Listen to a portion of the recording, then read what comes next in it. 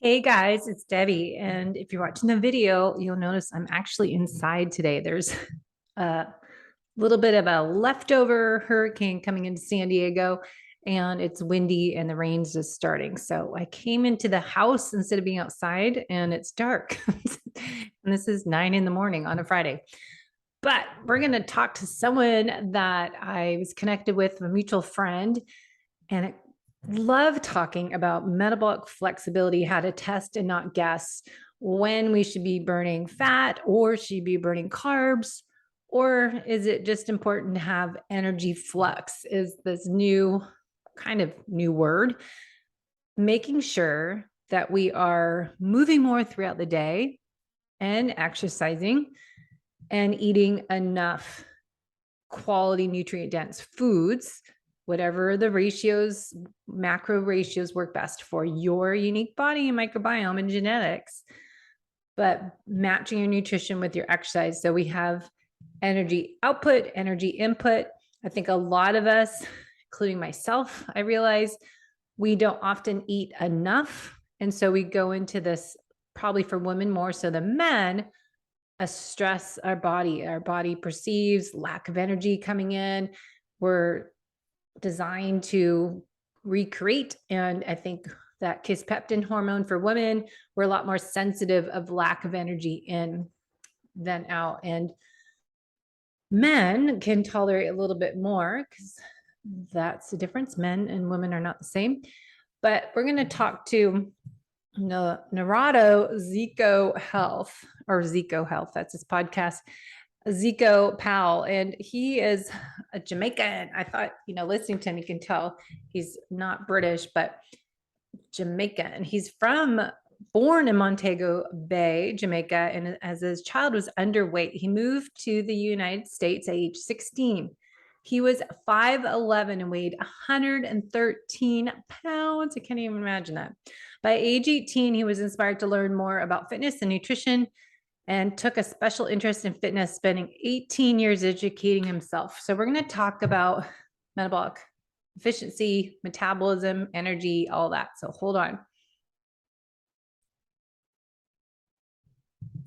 All right, I've got another great guest on the show to dive into my favorite topic, metabolic flexibility, and how to bring all the information that we hear out there in mainstream media, other podcasts and blogs for the endurance athlete, how we can burn fat, optimize health, and improve the aging process, longevity, which I say every show, that should be our main priority, is training our future self, not just training for ourselves today or this year. So thank you coming on the show and sharing your story, your why, and about your podcast. And you got like a zillion certifications, I think more than me.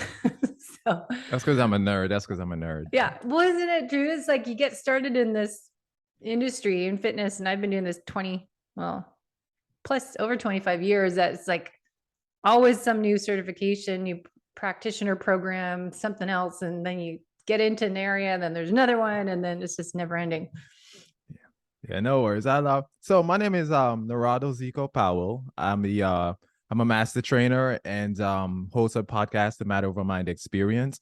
There I interview some of the top health experts in the world. We talk about ways to improve your health, manage your body weight, and just try to get you to operate at the highest level that you really can. Really is a biohacking podcast, right? Mm-hmm. I didn't want to just say biohacking because that's been thrown around all over these days.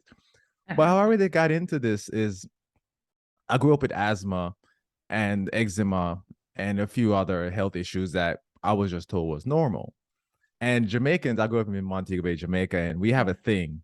They say you're going to grow out of it. That's their thing. Rowan and I were talking about this even yesterday, because she's from Trinidad, and it's a Caribbean thing. They're like, oh, you're just going to grow out of it. Well, I didn't grow out of it. And it got worse. So eventually I went to the doctor. Well, I've always been going to the doctor, but he started putting me on like Advair and pills. And I don't even remember the names of the pills that he put me on, but that's a trigger for me because I hate pills. And that was a sign that I'm going down the wrong rabbit hole now. Yeah.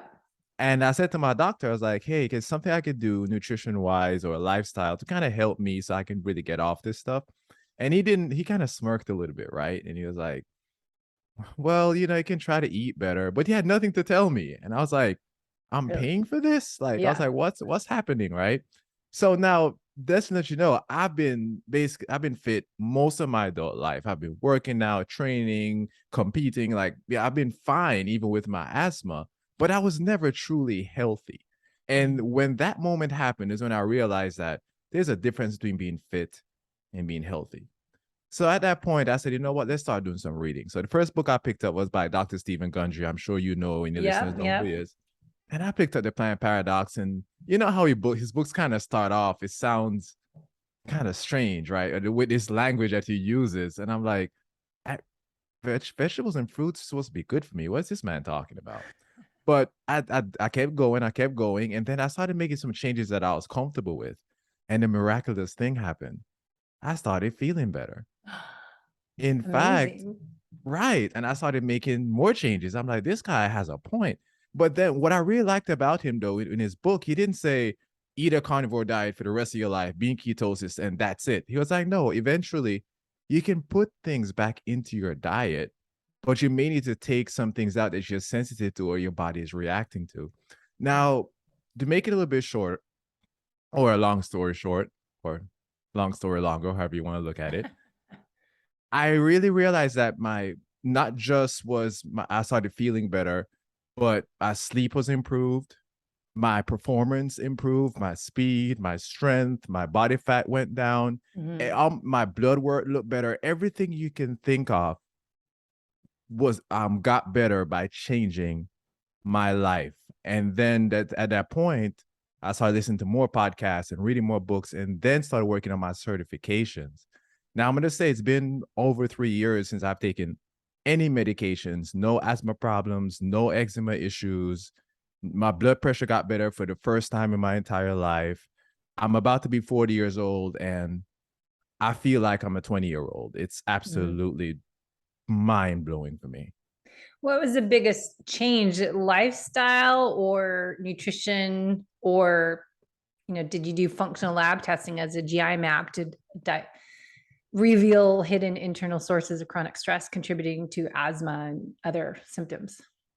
Surprising enough, I didn't. Once I started making the changes that I needed to, I anecdotally felt the change I was looking for. I remember I listened to Sean Stevenson's podcast once, and somebody was on there and he mentioned that he became a fan of the keto diet because when he changed the keto diet, his brain was clearer, his mind was clearer. Yeah.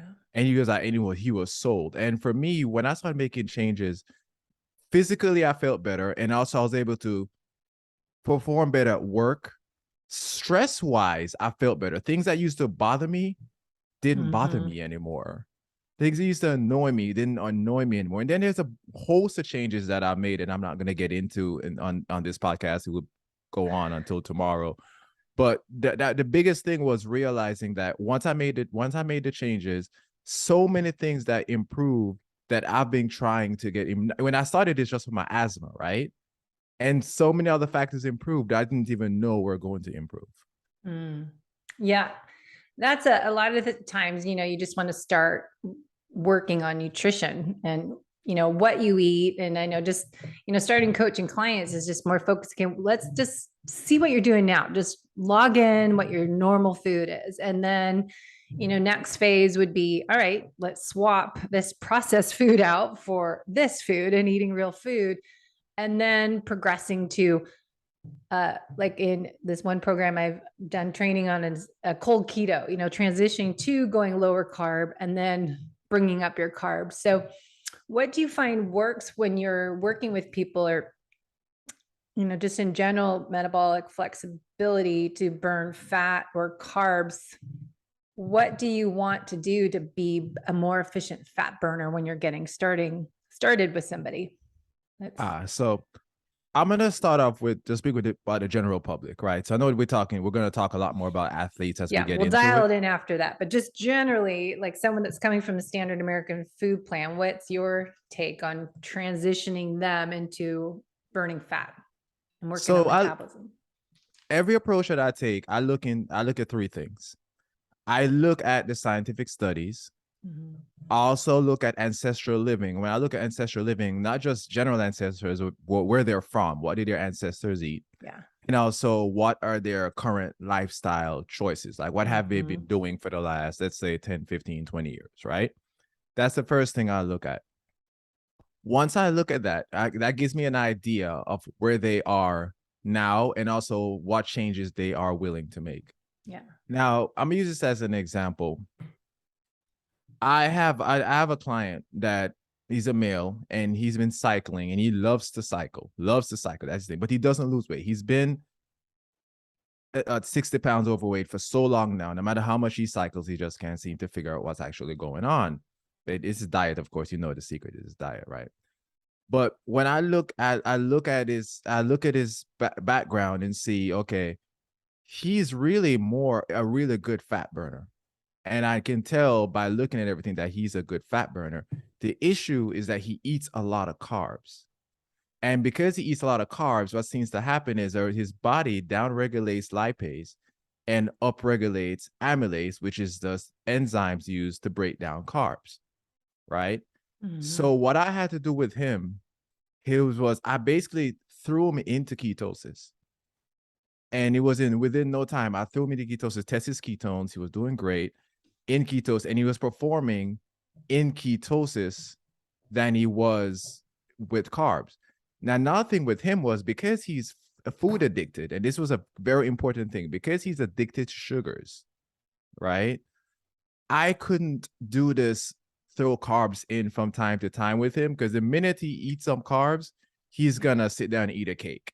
And then we're gonna start all over again. So I had to kick him into ketosis. Now, after a week, he started dropping weight already. Some of that is water weight. We know that already. We know that, of course. But he started losing weight. His energy level started getting better. I tracked it from an anecdotal piece of his hunger. I said, "Are you hungry?" He's like, "No, I'm actually not hungry." He was in a calorie deficit, and it would be enough where you think he would be hungry all the time. But I was trying to get his body to create more lipase. So because I knew that, I had him eat right as enough so his body would create more lipase to be able to build burning fat, but not the point to where he was starving himself, which is where a lot of people go wrong when it comes to calorie deficit. They think they're just going to starve themselves and lose weight. It doesn't work, right? Now, throw that in with him also cycling. He cycles in ketosis. He doesn't use carbs for fuel.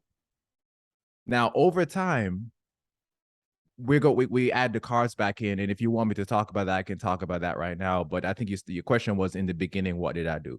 So in his case, it was more of a matter of I knew he would perform well in ketosis, and that's what I did. Now, flip side, I can have someone who's not necessarily a fast oxidizer, right? Not they don't burn fat very well. So a lot of times with them, that has to be more of a transition. Because if I throw you to ketosis, especially based on your lifestyle, like he cycles a lot. So his body quickly switched over into it needed a source of fuel. I may have someone, and a lot of times it's females who are not as fast oxidizers. A lot of males naturally are, right? So I then would have to slowly drop the carbs and increase the fat. And that may be a longer process, but that may work well for them as well. And the reason why I'm drawing that distinction is because the mistake a lot of people make when not working with an expert is they think, you know what, keto sounds great. Let me just eat all these fats and proteins and stuff and forget my carbs and I'm going to be fine. But no, if you don't understand your body, what state you are at this particular time, based on those parameters I laid out, as far as the science studies, your ancestral living, and also how you've been living, let's say the last 10 years or so, without understanding that groundwork, you may have a hard time of properly putting ketosis into your life.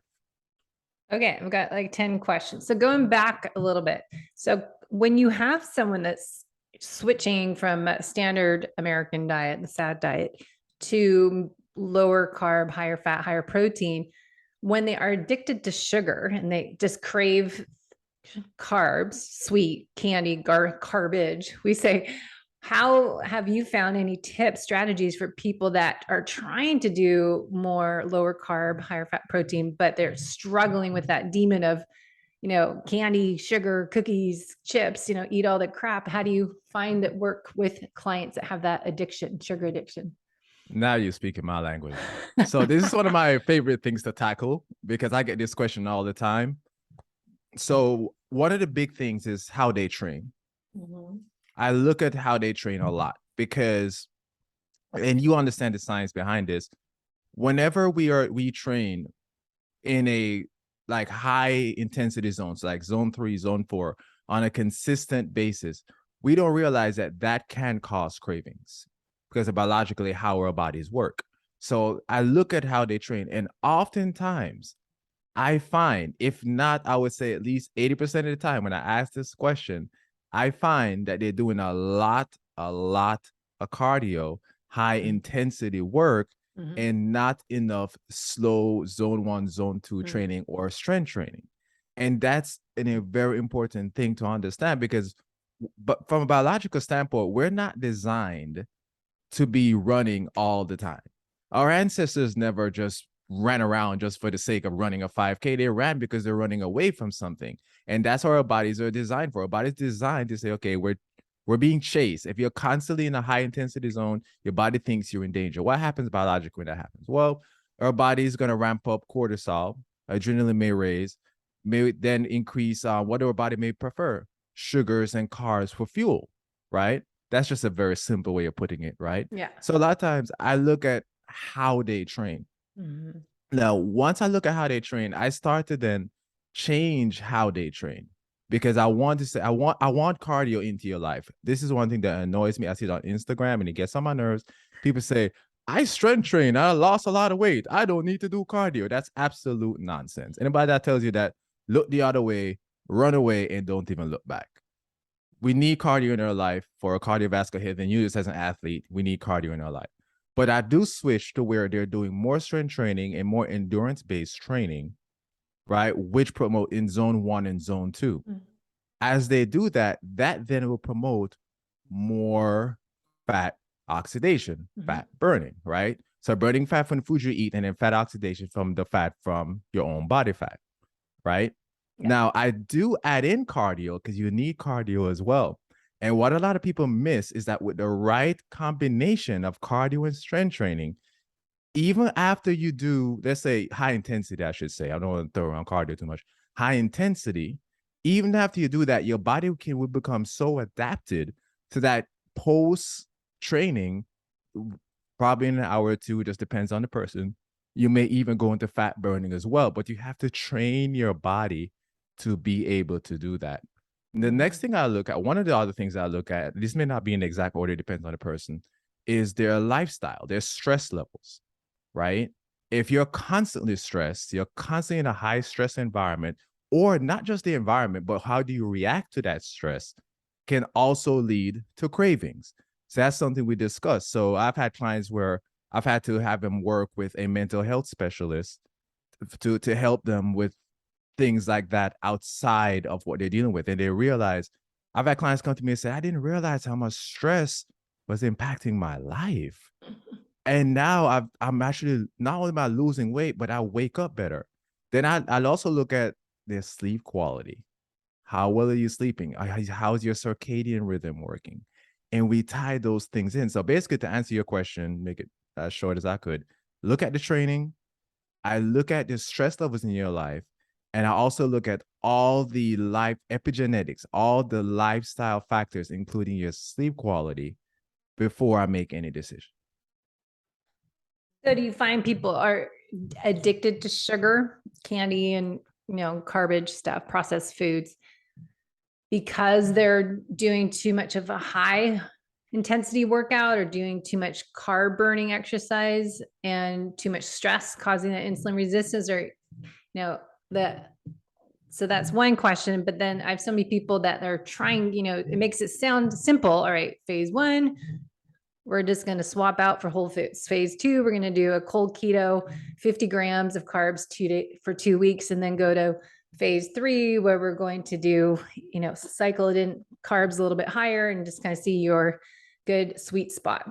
But I think I find that the struggle for people that come to going through that transition is like, how do you mentally work on breaking up with the ice cream and the the cookies and all that stuff that they just crave. They just can't, they battle that addiction. That's like the brain, the dopamine rush from the sugar high. And they just really struggle to get to that phase 3 of doing more of the cold keto phase and then transitioning to your sweet spot, because we don't, as athletes, I don't believe we need to stay 50 grams of carbs, and that's just to get fat adapted. But talk anything to do with breaking the addiction, the psychological part, the mental addiction we have.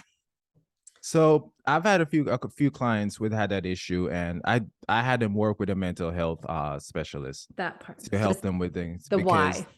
The why, exactly, because the why is important. And this is the thing that most people miss, and I'm sure you know this. How do you start your day? And when you work with a good mental health specialist, a good transformation specialist, and you start to focus on how you start your day, let me give you an example. So I start my mornings with meditation, red light therapy, playing my guitar. Yeah. And that's I mean, switch out the meditation to guitar based on how my fingers hurt that day. But I kind of, that's my thing, right? Every morning. And I started off slow. I wake up at 6:30 every morning, and that's my routine. I start off in a very parasympathetic state. Now, most Americans start off in a sympathetic state. They wake up, the alarm blast goes off. Yeah, oh my God, they gotta go, right? That wakes up in the morning. Then you gotta take a shower, get the kids ready. You have a husband. All right, you gotta yell at him. If you live in Orlando, where I live, everybody drives like 5 miles an hour down the street. So you're yelling in traffic, you go to work. So by the time within the first hour, like you just want to eat everything because you're just stressed. Yeah. Right.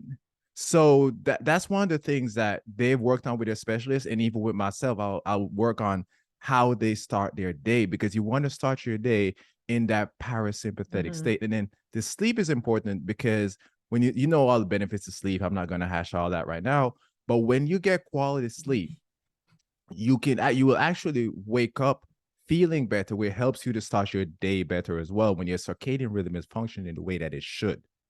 But if it's not, you may get 7 hours of sleep or get 8 hours of sleep or whatever may be best for you, but you still may not wake up feeling great. So the combination of how you start your day and your circadian clock working well, of course, you combine that with the training, those things can really change your cravings and make it easy for you to switch over into a fat burning state. And there's also gut environment and all that stuff that also plays a part in it, right? Yeah. But just for the basic person, or just the base person, but for the basic, for someone who's really trying to get started, those are the lifestyle things you need to look at that can really change your life. Well, that's what I call the holistic method, is what I created 10 years ago. Is just as a personal trainer and doing coaching for athletes forever. It's just like, you don't get results by just working on your exercise. And then I was always working on nutrition with people, but then it's like, all right, how's your sleep? What are you doing the rest of the time? When as a personal trainer or a coach for someone doing an Ironman or a marathon, what's going on the rest of the time when I'm not with you or just talking to you? Is that's more important. Like you're saying, my other elements of the holistic method are the sleep and the stress and the movement throughout the day, and the digestion, gut health, and hydration, and happiness. And that's what I find as I get older, I get wiser, that it's like happiness, joy, gratitude. And it's like what Ben Greenfield talks about now, as I work with him as a coach, that it's, finding your purpose, find your joy, what makes you excited every day. Like you said, waking up in the morning and starting with meditation, you're playing a guitar, stuff that brings you joy and happiness, rather than the shock in the system with the alarm and get up and go. And we're on fight or flight mode and just stuck in sympathetic overdrive all day long. So I think as we get maybe older, it's just learning that, all right, I don't need to live my life like that. And we can choose how we start the day and how we finish the day to optimize our health and our performance in life and our sports. But going back to what I said in the beginning, for what we're training for and doing this year, but I always talk about 30 years from now, how do I want to be showing up to life? Like everyone knows now, my dad just passed away at age 80, and my mom is the same age. And I'm like, Mom, you got to start exercising for your first time. It's like, this is, your choice and all this stuff. You watch how your parents age, like, I don't want to live like that. You know, we're going to go traveling around the world and doing this and that. I'm like, Mom, you got to get fit. You got to get strong. You got to be able to do this stuff, and don't blame the aging process. It's not too late to start strengthening. So anyways, I just think, you know, I'm on the same page that being an athlete, we want to be fit and healthy from the inside out, but also I'm adding on happy. You got to be fit, healthy, and happy. Because I think that's an important part too. Because listen to so many people that are burnt out and they're exhausted and they're just keep pushing and doing all these races and doing whatever ultra events. But it's like, all right, does that bring you joy? Does that bring you happiness? So I think fit, healthy, and happy is, I wish there's a simple way to say that, but that's what I feel like we all need. I want to share a quick story here. The other night, because this just happened to me. I was playing, this happened to me before, but recently again, I had my red light on and I was playing my acoustic, my nylon acoustic, and I had a spiritual experience. Every time I strung a chord, I felt it through my entire body. And I told so many people about that story. I was like, it was so transformational. The feeling was just so good. I did not want to stop playing. And as soon as I finished playing, I laid down and I went to sleep, and I fell asleep and I had like awesome sleep. Yeah. And so I like the happy. I like you add that to it, because that's true. I've had friends who are very fit and they're healthy, especially compared to the general population, right? But they chase that dopamine rush. Like they always like, they want to work out and do these events because they're training. They're really chasing that rush. Like they're doing it for that feel, right? Which can be good, but it can also, anything can be an unhealthy addiction, right? So I like what you brought up. And the movement thing, I just want to add to that. I have a saying, you know how they say that a body in motion stays in motion? A metabolism in motion stays in motion, right? So I say move. I have a rule. I don't sit for more than about 50 to an hour at a time if I don't have to. And I get up, even if it's for 5 minutes. And that's how I get my minimum 10,000 steps every day. Yeah. It's movement throughout the day. And I've said that for a while, but it's, you know, not just counting as athlete. Oh, I went to the gym this morning at 5:30, lifted weights, and then went for a 45-minute run with some intervals at Torrey Pines, and then came home. So am I going to sit on my rear end all day and work and think I'm a fit athlete? So I think it's so important to, you know, move throughout the day. But that goes to metabolism. So the main topic I want to get into is, you've done metabolic coaching with Lumen, you're training with them and coaching people. How would you describe metabolic flexibility and how that helps people with fat loss and performance goals? Definitely. Again, you're in my wheelhouse. So let's get this, let's get this going. Let's get this going. So I can't talk about metabolic flexibility without talking about the gut, right? Yeah. So our bodies use enzymes to break down fat, carbs, and protein. So, and I kind of hint on it earlier when I talked. So Lipase. proteases would be the highest the main for protein, lipase for fat, and amylase for carbs, right? And there's some other that's sprinkled in there, but those are the big three that we really focus on. Now, what happens, most people are not protein deficient. I'm not getting to that as much, but as far as lipase and amylase, that seems to really be the issue. Now, this diet that's been given to us, and you know where I'm going with this, the wonderful food pyramid, right? Yeah. That tells us go low fat and eat carbs. Well, what's happened in the past 20, 30 years? Yeah. Obesity has gone up. Type 2 diabetes has gone up. Just about every health issue you think of has gotten worse, right? So let's first talk about the weight management part. If you significantly cut fats out of your life, and this is the lifestyle piece I was talking about on those three sides. If you significantly cut fats out of your life and eat high carbs, even if they're healthy carbs, our body is efficient. Some might even call it lazy. And our body's going to say, you know what? Don't need to break down fat because you're not feeding me much fat anyway. You're not going to lose all your lipase, from what I know, but you will lose a lot of your lipase. The body will down-regulate that. Then your body would say, you know what? Feed me a lot of carbs. I'm going to upregulate amylase.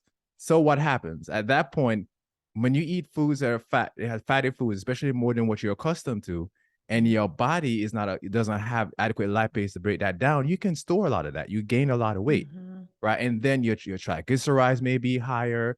You can store some around your organs, which leads to visceral fat and all those things.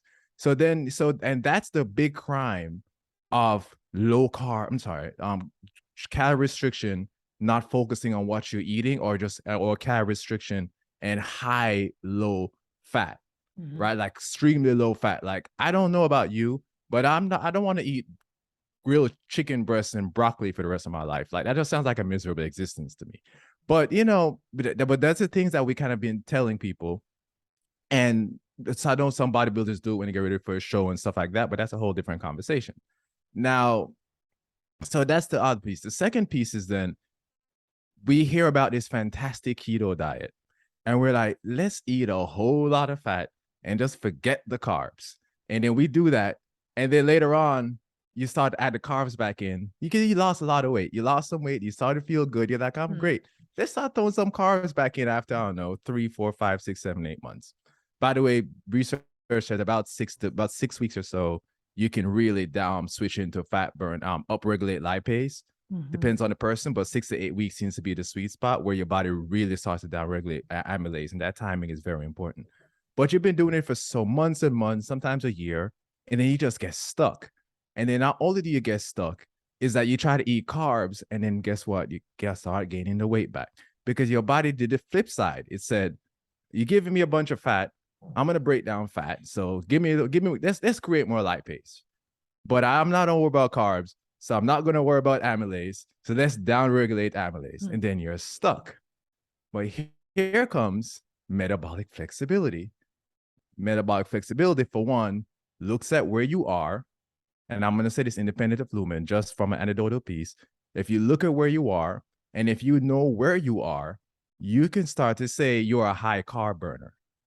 You can go into medium or low fat for a while, but you have to also, and this is the important thing, you have to also down or lessen your carbs at the same time. Because if you're a high carb burner and you go high fat, and you're still medium to high carbs, your body is going to stay towards the carbs and you're going to store the fat. So you have to down the carbs and increase the fat so your body can tip over. And for some people, some of my clients, I may push them into ketosis or not. And if I have to put you into ketosis, and it's a gradual step into ketosis, and I will do that to get you there, because basically your body has to get to the point where it's like, I just have way too much amylase. Because remember, humans are born with more amylase than any other mammal on the face of the planet. So our bodies have to downregulate that amylase that we tend to produce naturally. And a lot of times a keto diet is the way to do it. But then the other side of that is you're not going to be in ketosis for 12 months or something crazy like that, right? Because at some point, once you become very efficient and you become let's say a high fat oxidizer, or you have more lipase, then you want to, at the right time, add the carbs back in from time to time. Like some athletes, let's take from athlete standpoint, you know the importance of carbs for muscle glycogen storage, right? And performance. Well, I listened to your episode when you talked about this. I'm at the same point as you are. I do the same thing. I have days where I call them boost days or refeed days, where I have more carbs into my diet. But within a few hours of that, I can easily blow into a meter and I'm blowing ketone. I'm breaking ketones again, right? Because of the efficiency of a metabolism. I've been training my metabolism for years, and I have enough lipase and amylase. Because what people tend to misunderstand is they think ketones means you run out of carbs and then you just go straight into ketosis. There's so much more that goes into that. And you want to have the carbs, the stored glycogen, when needed, so your body can use it. But when not needed, your body can run on fat when it needs to. And that's the beauty of being metabolically flexible. Yeah, there's so much there. I mean, there's so much information and confusion out there because of people that have been trying to do nutritional ketosis. And they think, and athletes, specifically athletes, want to stay in nutritional ketosis all the time. But I know there's, it's not ideal for athletes. And there's a lot more information out there that it's more energy metabolism. If you listen to energy flux is this new word that I don't know if Jay Feldman started that or where it started coming up, but Ben Greenfield just had his Q&A podcast last week talking about energy flux, carb timing. If we say strategically add those carbs post a high intensity workout when you're doing a double workout or before your evening meal, have some in there. But I think what's happened is we go to one end or the other. It's like all or nothing. And so we get scared of having any carbs, and carbs become evil. Before, growing up, I'm 10 years older than you are, but it's, fat phobia. And now it's carb phobia. And when I'm coaching people, like, add in some carbs. And then for female athletes, let's go around ovulation days and then, feeding your estrogen and then dialing it up a little bit more the end of your cycle when we're trying to feed progesterone hormones. But people like, oh, I'm afraid to have carbs because I'm insulin resistant and I'm, prone to diabetes. And it's so going back to, carb addiction, that psychological part, but now it's about carbs that like, oh my gosh, I can't have any because then I'm going to binge and I won't be able to stop eating and I don't know how to control. So I'm always thinking, okay, I'm not saying eat whatever carbs. It's, as like Dr. Mindy will say, nature's carbs and eating real food and having some berries. But it's that fear, because even myself, I know I'll get headaches from eating a few berries by itself. Like right away, it's like, that's too much for me, but I have to pair it with things. But it's more like Jay Feldman saying, like, well, why is that happening? That means you're not metabolizing carbs. So maybe I've been too fat adapted or metabolically inflexible of burning fat, like you're saying, and not having the proper digestive enzymes to break down carbs. So I think that's a fascinating conversation for people that have been doing keto for a long time and stuck in like, I'm only supposed to be nutritional ketosis and showing my ketone levels to be such and such all the time, 24/7. And now we're like, okay, should I add a little more carbs? Am I going to get out of fat burning? Is it going to impair my performance, my workout, my race? And so I think that's kind of the conversation where I wanted to dive into with you because of your coaching and your experience and working with Lumen. And I'm doing BioSense, similar, breath tests. And then I'm trying to track with Keto Mojo glucose and my ketones and say, okay, what is the right amount for me? Is this I'm trying to lose weight, but am I not losing weight because I'm not eating enough either? So anyways, I'm just mind dumping, but just what are your thoughts on, the way our trends are in the low carb industry, how people are fear of carbohydrates? I think you nailed it on the head. I think it's the we just all or nothing mentality. Carbs are bad, fats are good. I've had people talk about fruits, eating fruits are bad and doing this. And I'm like, okay, we just gotten way too far down this rabbit hole. Like we're just making this way more complicated than we really have to really make it, right? It's really about balance. And the thing about balance is that balance looks different for each person. I'll give an example. There are times in the year that I stay in ketosis longer than times that I'm not. And the reason why, because for example, if I'm preparing for, let's say, a 5K or a 10K, the way I eat is going to be different. And I'm going to eat more carbs during that time frame. If I'm not necessarily preparing for anything, then I prefer, that's for me, to stay into ketosis longer and I drop my carbs because I'm not preparing. I don't need that extra storage. I also love to lift and I like to have that stored muscle glycogen. Yeah. So I don't go for a long time and just not eat any carbs because I feel the difference in my performance. But a key thing, and the mental thing you mentioned, if my blood sugar is too high, and I wore NutriSense for a couple of weeks, and I learned this, and I feel like all biohackers and health experts do that now. It's if my blood sugar is too high, I have a hard time focusing the next morning. Yeah. And that's because I overdid my carbs the night before. Yeah. Now, I love blueberries. I love cherries. Those are my go-to at night to give my brain a little glucose. But if I go crazy, it's I don't know, we're hanging out and I eat, I don't know, some cake or something when I'm around the wrong timing, then it impacts how I think. Now, after a couple of hours and I move around because I walk a lot. So within a couple of hours, I'm 4,000 or 5,000 steps in and usually I'm fine. But I can tell the difference. Of how my body is. So those things are extremely important. So I think the mindset, the all or nothing mindset is what's screwing us up. But it's important to know as an athlete that you can perform well in ketosis, but having the stored glycogen for use when needed is something that we need to underscore as well.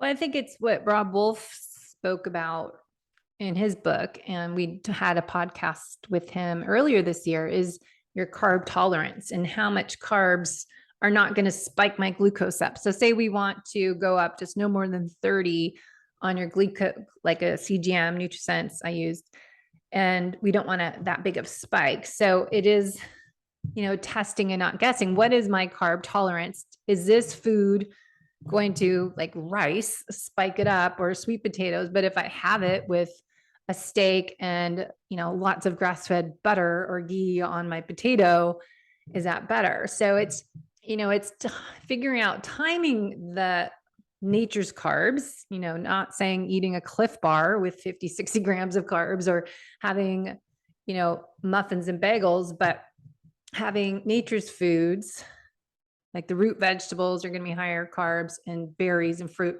but pairing them with things, but finding your carb tolerance. What is your tipping point? But also going back to, talking about lifting weights, and I love to lift heavy weights, and trying to do more HIIT training, that you have a larger, what I think Dr. Gabrielle Leon said, this is like your suitcases. You have more storage area, the bigger suitcase you have. So your muscles, the more muscular you are, your carb tolerance is a little higher, and you can put that in. So I'm glad you brought that up. I'm glad you brought it up, because I didn't even think about that as well, but you're right. Your how much muscle you have is very important. That is, and this is one of the things that drive me crazy with women, because I hear this a lot. You know what I'm gonna say? I don't want to look like a man. I don't want to have muscles. I'm like, you do realize you're supposed to be like, you should. I would say about 4, depends on the person, 40, 50% skeletal muscle. Most women are not going to be that much, but essentially your body is supposed to be more muscle. When we look at skeletal muscle, cardiovascular muscle, smooth muscle, so on and so forth. But having muscle is important, especially when you're talking about skeletal muscle, because that's your for your storage. And what a lot of people don't realize is that when you build lean muscle, that has a direct impact on your metabolism. Mm-hmm.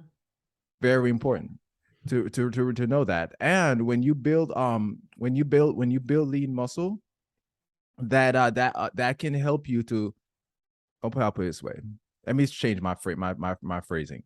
So sarcopenia is a loss of muscle mass, your skeletal muscle, as we age, right? Yeah. So you want to build more lean muscle, because that helps with fighting off sarcopenia. It's a sign that you're not going through sarcopenia. Now, when it comes to sarcopenia, there's a lot more than just weight training that goes into it.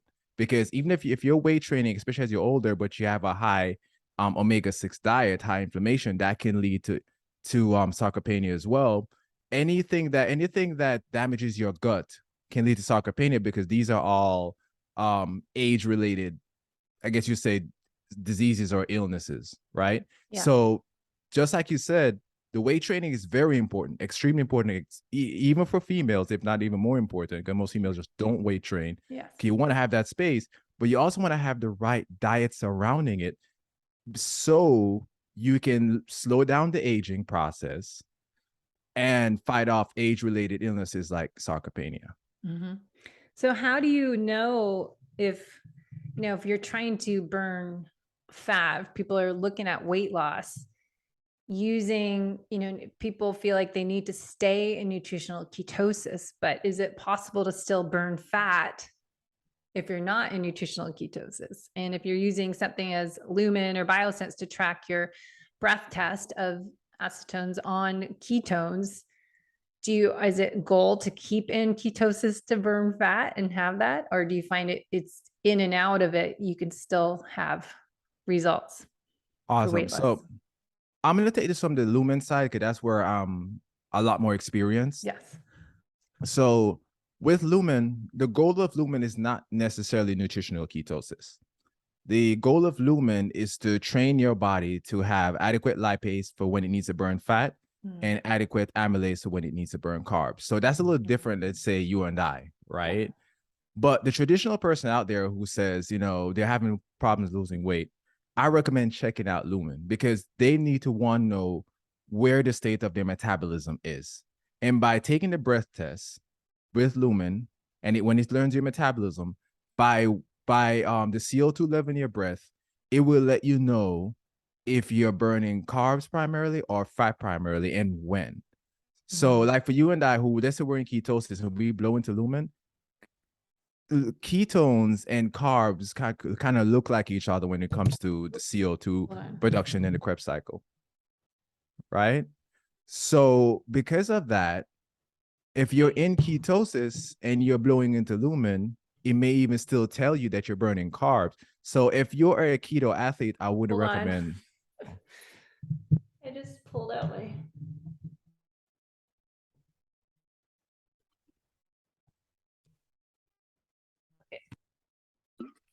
All right, now it's back. Jeez. Yes.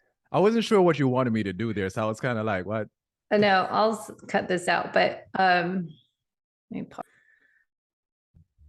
All right, sorry about that little interruption, but I think what's confusing and such good information that you're sharing is that we need the proper digestive enzymes to break down our macronutrients, carbs, protein, and fat. And so learning as you get the biofeedback from Lumen, a device that you can measure your metabolism, if you're burning carbs or burning fat, it's having the right cofactors basically to help your metabolism be efficient. So it's more like the why can't we burn fat, how to enhance our metabolism, and what are the tools to get there so we can be losing weight, fat loss, but still metabolize carbs. And I'll finish with, is it goal to be primarily fat burning and carbs are a backup fuel tank, as I've been told for years. So now talk about that a little bit. I know I interrupted you, so go ahead. No worries at all. So we're talking about lumen, right? Yeah. And so essentially, for those who are not familiar with flexible metabolism or metabolic flexibility, really look into lumen, because what happens is that when we eat food, right, and it goes through a Krebs cycle, primarily fats and carbs is what I'm focusing on here. It goes through the Krebs cycle. Now, at the end of the Krebs cycle, it produces CO2, right? When you blow into lumen, it raises CO2 level in your breath, because traditionally speaking, for most people, you're going to burn carbs faster than you burn fat, right? When you're not in ketosis, the goal is not to be in ketosis when it comes to lumen. It's to burn fat when you need it and burn carbs when you need it, which is a little different than you and I, right? Because we stay in ketosis more. So essentially, if you and I blow into lumen, it may even tell me I'm burning carbs, but it's really because you really can't tell the difference. So I wouldn't recommend lumen for any kind of keto athlete. But anyway, going back to what I was saying, if you blow into it and it tells you what you're burning. Now, if you're realizing that when every morning I wake up and I blow into lumen, I'm burning carbs, that means that when you were sleeping, you are burning more carbs than fat. That is an issue, because when you're at rest, you're supposed to be burning fat for energy. I'm drinking exogenous ketones right now while I'm doing this podcast. And later on, when I train, I'll change the way I eat, right? Mm-hmm. When I'm walking around, when I'm playing my guitar, and also usually those times, I'm usually in a parasympathetic state and I'm burning fat for energy. But when I need quick burst of energy, that's why the storage is important, then I can burn carbs. So like for me, when I wasn't in ketosis, now I was testing out lumen, I'd realize that I would get up, I would blow 1 or 2, meaning that I'm primarily a fat burner. But whenever I eat carbs or even post a workout, I'm usually in a 3 or 4, which is higher carb, less fat, right? And that's the beauty of using lumen to be metabolically flexible, because when you let's say you realize that you're burning fat when you wake up every morning, they give you nutrition advice. And as you follow nutrition advice, you can log into the app just like you would MyFitnessPal, something like that, what you've eaten. So you follow the macros. And as you follow the macros, over time, your body will start to switch from carb burning into fat burning when it needs to, because you're eating the right amount of fats to get your body there. Now, flip side of that, somebody's been in ketosis all their life, right? Then what happens is you blow into it and you're burning carbs every morning, because you're not really in ketosis anymore. You're really doing the lumen approach. So you realize, okay, you are a fat burner. But no matter how many carbs you eat, you can't switch over to burning carbs. So then lumen, their dietitians will give you specific nutrition advice to eat the right amount of carbs along with fat and protein. So eventually your body makes that switch to burning carbs when it needs to, and while it keeps that fat burning capability, right? And that's the beauty of, is like being in the middle, that metabolic flexibility. Now, to more direct answer to your question, I believe that we should be in fat burning most of the time, because I'm not in stress most of the time. I don't need quick energy most of the time. When I'm doing my day-to-day on the computer, creating my podcast episode, we're interviewing guests, training clients, I'm in fat burning mostly, right? In my case, ketosis mostly, right? But again, when I'm going to train, I rely on some of my stored glycogen for glucose for that training, or even post-workout, I may replenish with some carbs to keep my muscle glycogen storage. And it also goes about, having a bigger suitcase and stuff like that. I think, I have a, I just say I have a medium-sized suitcase. Let's not say a large suitcase. I have like a medium-sized suitcase to fill up, right? It's not a small suitcase, but it takes some time to fill it up, right? Yeah. So whereas that is important. So yeah, so being metabolically flexible, using Lumen to be metabolically flexible really helps you to get there, because it helps you understand your body. They give you the guidance, and then things are changed. But this is the important thing. Another important thing that I like, once you sign up for Lumen, you join their Facebook group, and there are about 4 or 5 experts in that group who are expertise in different things. So like Maria, she's an expert in women's health, and she talks about menopause and how that impacts your cortisol levels, stuff like that. I'm one of the group experts as well, and I talk about training with metabolic flexibility, and we have some people there who are athletes who struggle to understand how much carbs that they should, or fat they should be eating. So then the questions comes around, what's your stress levels? Because even if you're eating the right amount of food, but your stress, and the back, you just said that, so I'm not going to harp on it.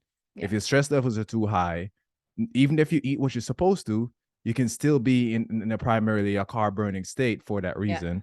Yeah. If you're not getting quality sleep, if you're not hydrated, if you're going through your cycle, if you're not moving throughout the day, there are many other factors that can play into you being metabolically flexible. So that's why it has to be a beautiful combination.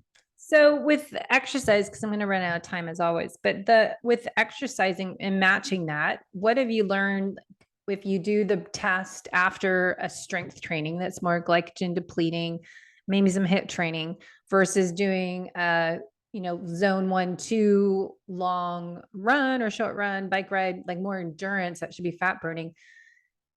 What do you find people see, and what's ideal? Like after I lifted weights, should I have it more carb metabolism because my body's trying to refuel those glycogen stores?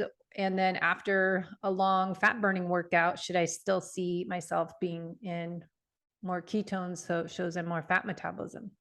Okay, I'm gonna try to make this one real quick, and it's really a simple answer. So ideally, you want to see what I see. When I strength train or some type of endurance training, it depends on the type of strength training as well, I'm going to more likely see a 1 or a 2, which I'm going to be a fat burn. I usually wait about an hour to test it to see where I am. Okay. If I do like a high intensity workout, if I test within an hour, I'm going to see more of a 3 or 4, where more of a carb burning. But if I wait a little bit, within a few hours after that and test again, I switch back into fat burn.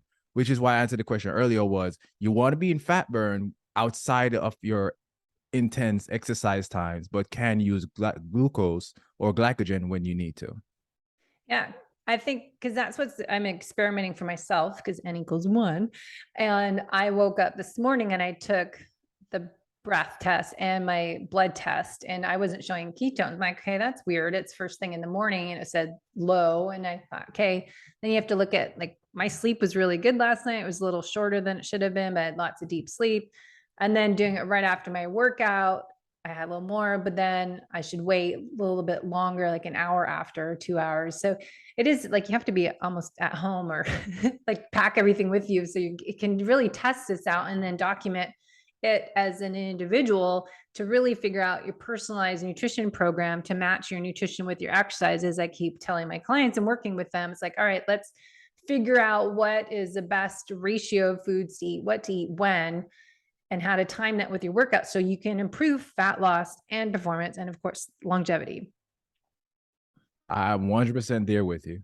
But yeah, you have to have these devices to really figure that out. So you're just kind of guessing, like, oh, I feel okay. But then, it goes to a whole nother podcast topic is fasting and fasting too long. And that's what we can talk about another time, but the energy flex and too low of energy in versus energy out. And then how women are more sensitive to that. So we get more hormone dysregulation because we're not eating enough and not getting enough calories in our eating window because we're doing too much extended fasting with too much exercise. So then we're just not really losing weight because we're not eating enough.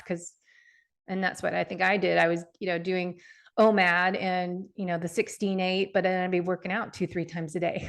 So it's like, all right, I'm not losing weight. And I would say, what's the definition of insanity? Doing the same thing over and over again, expecting different results. It's like, okay, maybe I should eat more. That's so backwards thinking. But sometimes I think we have to look at, I need to eat more foods, but it could still be low carb, but more fat and protein. And then, another conversation too is strategic carb timing, but strategic protein timing. So there's so much to go into. So I have a zillion questions just to pick your brain of your thoughts of what I always think about too. So thank you for putting up with me. This has been a fun interview. I just want to say one quick thing, by the way. I know we got to go in a second. One quick thing. Gadgets, biohackers, we love our gadgets, but we talk about this, and then I know you're going to agree with this. We love our gadgets and they're great for us, but at the end of the day, it really comes down to you making those changes, and the gadgets that you use should help you with making those right changes, not using gadgets because you hear that Narado or Zeco or says it's fantastic. It's because it's helping you to get the results that you're actually looking for. All right, so finish up with your top 3 tips to help people lose weight, fat weight. I'm so sorry. Yeah, those ketones are going down the wrong pipe. Yeah, so sorry about that. So quickly, first thing is know where you are. Understand if you are a fat burner or a carb burner. And if you don't use Lumen, there's ways to figure it out by looking at your lifestyle and what you've been doing over the last 10 years, because for most of it, that's going to work. Second is after you know where you are, you want to start looking at how to get to that next side. So if you're a carb burner, you may want to start down regulating the carbs, up regulating the fats if you need to. Maybe be into ketosis if you're at that point and you understand it. But something else that we haven't discussed is the third thing. The third thing I'm going to say is look at how you train. Look at how you train is very important, because you want to train. If you want to be a fat burner, you need to look at more zone 1, zone 2 training. High intensity can push you into carb burning, but at the same time, you want to do strength training should always be the base of your workout, and proper functional strength training should always be the base of your workout. Yes, I agree. I would just add in, as I get older and premenopausal, we want to do a little bit more short burst training in there too, because I think I was doing too much slow. So it's like, I would say not one end or the other, but that Goldilocks effect that we'll talk about on your show, just how we need a little bit of both. And especially Dr. Stacia Sims says in her book, and for premenopausal women, we want more burst training, because as we get older, we need that. And as I would say, embrace the aging process, not blame it, but make those adjustments to your training. Because for years, I've always done long, slow distance, but now it's like, all right, I'm really slow. I need to add a little burst training into that finish of my run and get that quickness back. So it depends, when you're 40 or 50, you might need to adjust that training recommendation. And then I get into mapping it out with your menstrual cycle for females too, is kind of cool to do. But yeah, I actually have another call after you, and I was going to take my ketones. I don't know, what ketones are you drinking in your water? They're from, I can't think of the name right now. I got to tell you later. It's a new one that I'm trying out. I'm trying the HBMN ketone IQ. Nice. Keep it brain fuel, because I don't have time to eat for a bit. So fun chatting. I'm sure people have questions, and I'll kind of clarify some things in the show notes and wrap up with the post podcast finish on this, because I know I was rambling. There's so many things to talk about with fellow podcasters and coaches that is just really good to dive into. So hopefully we don't confuse everyone totally, but I'll kind of put it all in the show notes and summarize the main points that I and you were trying to make, and look at using any of these devices to test. We'll put links in the show notes. So thanks guys for listening, and thanks for sharing your passion and purpose and your mission in our world.